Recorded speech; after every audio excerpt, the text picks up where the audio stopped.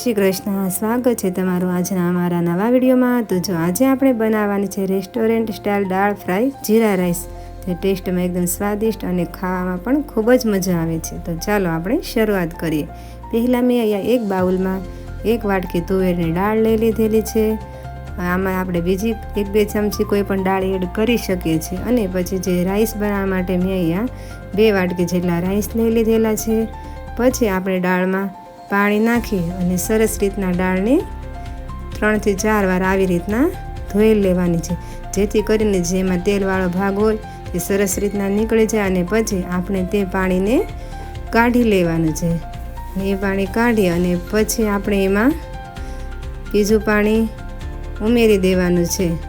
એ પાણી નાખી અને પછી દાળને 20 મિનિટ માટે આપણે એક ઢાંકણ ઢાંકી અને પલળવા માટે મૂકી દેવાની છે, જેથી દાળ સરસ રીતના પલળી જાય અને બાફતી વખતે વાર પણ ન લાગે।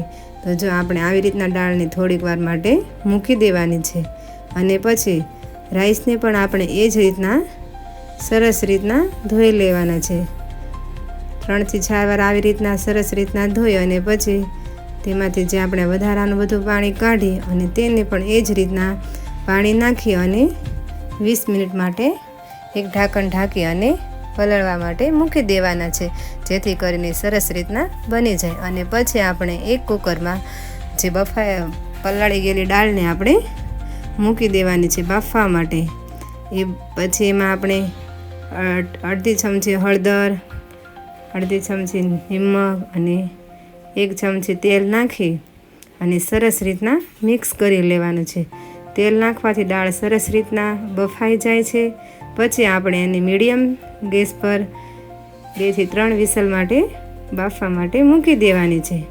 તો દાળ સરસ રીતના બફાઈ ગઈ છે અને એકદમ જાડી પણ નથી રાખવાની અને એકદમ પતલી પણ નહીં, આવી રીતના દાળ હોવી જોઈએ। તો પછી આપણે તેના વઘાર માટે એક કડાઈમાં આપણે બટર, ઘી કે તેલ કોઈ પણ વસ્તુ નાખી શકીએ છીએ। તો મેં અહીંયા બટર લીધું છે। પછી આપણે એમાં 1 ચમચી જીરું, પછી ઝીણા સમારેલા કાંદા, એને આપણે સરસ રીતના આવી રીતના હલાવતા રહેવાનું છે, જેથી કરીને તેમનો કલર ગોલ્ડન બ્રાઉન થાય ત્યાં સુધી આપણે હલાવવાનું છે। પછી એમાં આપણે 1 મરચું નાખી દેવાનું છે ઝીણું સમારેલું, અને 1 ટમેટું નાખી દેવાનું છે ઝીણું સમારેલું। તેને આમ સરસ રીતના મિક્સ કરી અને હલાવતા રહેવાનું છે, જેથી કરીને તે સરસ રીતના સડી જાય અને એની ગ્રેવી પણ મસ્ત રીતના બની જાય। તો જો આવી રીતના આપણે મીડિયમ ગેસની ફ્લેમ પર હલાવતા રહેવાનું છે। પછી આપણે એમાં 1 ચમચી ધાણા જીરું, 1 ચમચી કાચમીરી, લાલ મરચું નાખી અને મસ્ત રીતના મિક્સ કરી લેવાનું છે। ધીમા ગેસે આપણે આવી રીતના મિક્સ કરતા રહીશું તો મસાલો પણ નહીં બળે અને એનો ટેસ્ટ પણ મસ્ત આવશે। તો આવી રીતના ગ્રેવી ચડી જાય પછી આપણા જે દાળ બફાઈને તૈયાર હતી તે આપણે એમાં નાખી દેવાની છે અને આવી સરસ રીતના મિક્સ કરી દેવાની છે અને મીડિયમ ગેસની ફ્લેમ પર ઉકળવા દેવાની છે। પછી એમાં 1 લીંબુનો રસ, 1 ચમચી ખાંડ અને કોથમીર નાખી અને મસ્ત રીતના મિક્સ કરી લેવાની છે। તો દાળ બનીને તૈયાર થઈ ગઈ છે। પછી આપણે જે રાઈસ બનાવવાના છે તેના માટે મેં અહીંયા એક કડાઈમાં બટર, તેમાં આપણે ઘી પણ લઈ શકીએ છીએ, તો મેં અહીંયા બટર લીધું છે। પછી આપણે એમાં જીરું, તમાલપત્ર, 2 લવિંગ અને તજ નાખી અને મસ્ત રીતના એમને સાંતળી લેવાનું છે ધીમા ગેસની ફ્લેમ પર। પછી આપણે જે રાઈસને ધોઈ અને રાખેલા હતા તેને આપણે નાખી અને એના ઉપર આપણે 2 કપ જેટલું પાણી નાખી પછી આપણે સ્વાદ પ્રમાણે નિમક નાખી અને મસ્ત રીતના મિક્સ કરી લેવાનું છે। તો આવી રીતના ધીમા ગેસની ફ્લેમ ઉપર ચડવા દેવાનું છે, જેથી મસ્ત રીતના રાઈસ બની ગયા છે। અને પછી ઉપર કોથમીર નાખી અને મસ્ત રીતના મિક્સ કરી નાખવાના છે અને પછી 2 થી 3 મિનિટ માટે આવી રીતના ઢાંકીને રહેવા દેવાનું છે।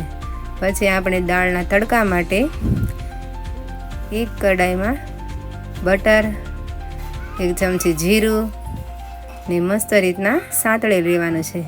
એ સતળાઈ જાય પછી એમાં 1/2 ટીસ્પૂન ગરમ મસાલો, લાલ મરચું પાવડર અને 2 સૂકા મરચાં નાખી અને મસ્ત રીતના મિક્સ કરી લેવાનો છે. પછી આપણે જે દાળ બનીને તૈયાર થઈ ગઈ હતી તેને એક બાઉલમાં ભરી અને ઉપરથી આપણે જે વઘાર માટે જે તડકો બનાવેલો હતો તેને આપણે નાખી અને મસ્ત તડકો દઈ દેવાનો છે. તો દાળ બનીને થઈ ગઈ છે તૈયાર. અને પછી આપણે આવી જો દાળ ખાવાની ખૂબ જ મજા આવે છે અને ટેસ્ટમાં પણ એટલી જ સ્વાદિષ્ટ લાગે છે. પછી જે રાઈસ બનીને તૈયાર થઈ ગયા હતા તેને પણ આપણે આવી રીતના એક બાઉલમાં ભરી લેવાના છે. તો જોઈએ કેટલા સરસ રાઈસ બની ગયા છે, એકદમ છૂટા છૂટા અને સ્વાદિષ્ટમાં આપણે સર્વ કરી દેવાના છે. તો તમને અમારો વિડીયો ગમ્યો હોય તો અમારા વિડીયોને લાઈક, શેર અને કોમેન્ટ કરજો. અને નવા વિડીયો જોવા માટે અમારી ચેનલને કરી દેજો સબસ્ક્રાઈબ.